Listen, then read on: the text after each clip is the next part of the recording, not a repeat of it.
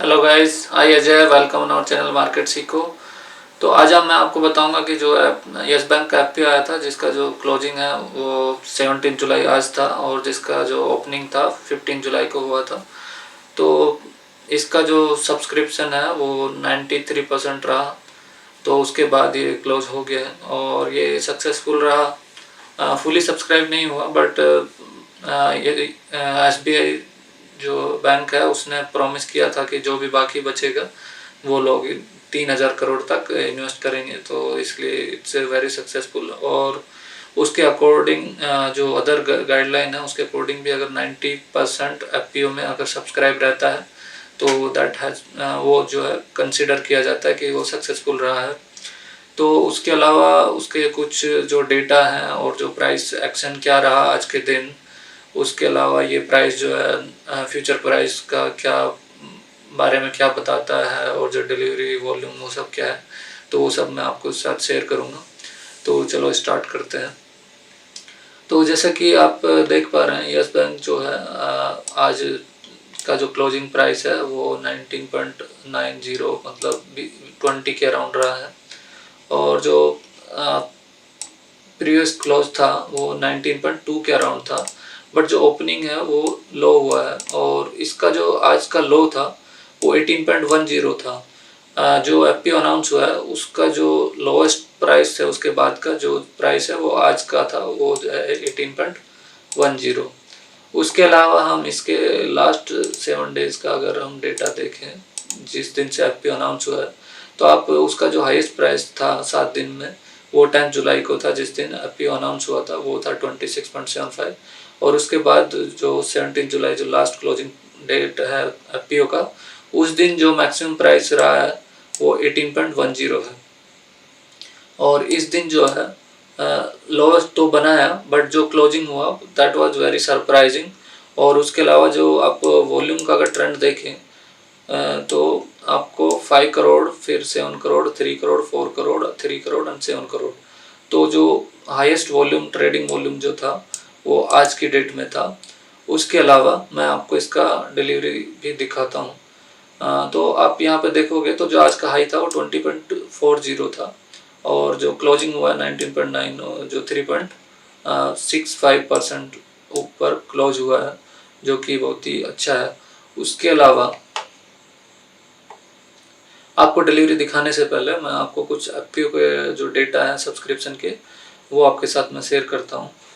तो आप अगर एफपीओ का अगर देखें तो हम ऑल एक्सचेंज का डिमांड डेटा देखेंगे। तो इसमें आप अगर देखोगे तो इसका जो प्राइस रेंज था वो 12 to 13 रुपीज़ था, 12 मिनिमम 13 मैक्सिमम। और जो एम्प्लॉय थे उनके लिए जो 200 करोड़ फिक्स था उनके लिए 1 रुपीज़ एडिशनल डिस्काउंट था। तो अगर यहाँ पे आप बिडिंग देखें तो मोस्टली जो बिडिंग हुई है जो लोएस्ट प्राइस है उस पर हुई है। उसके अलावा जो एंकर इन्वेस्टर है जिन्होंने 4098 करोड़ के लिए बिडिंग किया था वो भी लो प्राइस बैंड 12 रुपीज़ पे ही किया था। और उसके अलावा जो मोस्टली बिडिंग है वो उसी पे हुआ है, 13 पे बहुत ही कम बिडिंग है और कट ऑफ प्राइस पे भी कम ही बिडिंग है, ये 13 का भी हाफ से भी कम है। तो जो कट ऑफ प्राइस है उसका मतलब ये है कि बिडिंग में अगर जब एफपीओ का जो फाइनल प्राइस होगा वो चाहे 12 हो या 13 हो, हमें जो प्राइस होगा वो मंजूर है, तो उसके लिए वो कट ऑफ प्राइस है। तो मोस्टली जो है लो प्राइस पे बिडिंग हुई है, तो मोस्ट प्रोबेबली आई थिंक ये 12 पे ही लिस्ट होगा, मतलब अलॉट होगा, लोगों को मिलेगा। उसके अलावा अगर हम जो दोनों एक्सचेंज है बीएससी और एनएससी, अगर उसका डिमांड ग्राफ देखें तो 0.93 इसका सब्सक्रिप्शन हुआ है। और 0.93 सब्सक्रिप्शन में अगर उसको डिटेल में देखें कि किसने कितना सब्सक्राइब किया, तो फाइड जो इंस्टीट्यूशनल इन्वेस्टर्स हैं उनका जो सब्सक्रिप्शन है 1.9 टाइम्स रहा है, जो कि ऑलमोस्ट डबल है। उसके अलावा जो एनआईआई जो नॉन इंस्टीट्यूशनल इन्वेस्टर्स हैं या जिनको एचएनआई हाई नाइट इंडिविजुअल बोलते हैं, उनका जो 63% था। और जो रिटेल इंस्टीट्यूशनल इन्वेस्टर्स हैं उनका जो मतलब सब्सक्रिप्शन था वो 0.47 मतलब 47%, और एम्प्लॉय का जो है 32%। तो और जो टोटल है वो 93% रहा। और ये जो डेटा था ये अराउंड 7 बजे तक का था, बट जो टाइम है वो एक्सटेंड कर दिया गया था, 7:30 को क्लोज हुआ था। तो इसका जो लेटेस्ट डेटा है, हो सकता है सब 95-96% भी हो गया तो अवेलेबल होगा।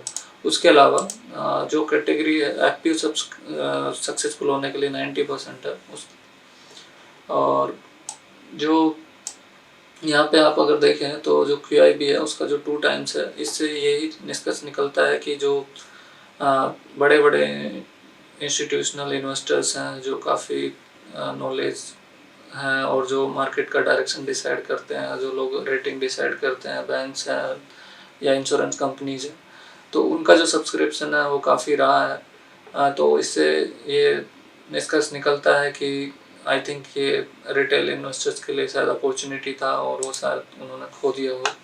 तो लास्ट के 3 दिन में अगर आप देखो तो वॉल्यूम जो है लास्ट डे बहुत ही बढ़ गया है। उसके अलावा उस दिन जो डिलीवरी है वो भी काफ़ी रहा है। तो 7.89 करोड़ शेयर ट्रेड हुए हैं इस दिन, और जो कि अराउंड उससे पहले दिन 4 करोड़ हुआ था, तो अराउंड डबल हो गया है। उसके अलावा जो डिलीवरी क्वांटिटी है वो भी 2.4 करोड़ रहा है, जो कि लास्ट डे से कंपैरिजन करें तो 1.82 था। तो लास्ट के 3 दिन में जो एफपीओ ओपन हुआ है तो जो प्राइस है शुरू के 2 दिन में गिरा है, बट यहाँ पे आप देखें तो जो डिलीवरी है वो 2.4 करोड़ शेयर का है। तो यहाँ पे एक कंक्लूजन ये निकल के आता है कि जो एफपीओ है उस पर जब share price already 12 to 13 rupees पे अवेलेबल है, तो जब आज शेयर जो 17 जुलाई को 20 रुपये के अराउंड ट्रेड हो रहा है, तो उसका डिलीवरी कौन ले रहा है और इतना वॉल्यूम क्यों है। तो यहाँ से अगर हम देखें एज ए सब्सक्रिप्शन डेटा, तो जो सबसे ज़्यादा सब्सक्राइब किया है वो QIB ने किया है। तो QIB को ही मिलने के चांसेस कम है, क्योंकि बाकी को तो अंडर सब्सक्राइब्ड है बाकी कैटेगरीज में, तो उनको इजीली मिल सकता है। तो वो लोग 20 रुपये का क्यों खरीद रहे हैं, वो 12 रुपीज़ का खरीदेंगे।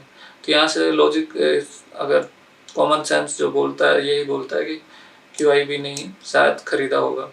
ऐसा कंफर्म नहीं कह सकते, बट उन्होंने ही खरीदा होगा। तो इससे यही रिजल्ट निकल के आता है कि फ्यूचर में जो है यस बैंक का शेयर प्राइस शायद काफ़ी जंप करने वाला है, और जो कि अभी जो फ्री शेयर है वो 300 करोड़ में से 150 करोड़ तो SBI का है, तो जो कि ना बेचता है ना खरीदता है, तो वो फिक्स हो गया। बाकी 150 करोड़ का ही जो है मार्केट में फ्रीली ट्रेड होता है।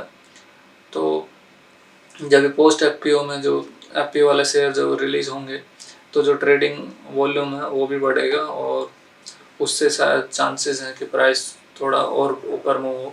अभी इस एफपीओ में एज ए रिटेल इन्वेस्टर्स या NII के थ्रू अगर पार्टिसिपेट किया है तो उनको एफपीओ के लिए कोई गुड लक की ज़रूरत नहीं है, क्योंकि मिल ही गया होगा, क्योंकि अंडर सब्सक्राइब्ड है इन दोनों ही कैटेगरी में, और QIB ने तो शायद ओपन मार्केट से उठा लिया है।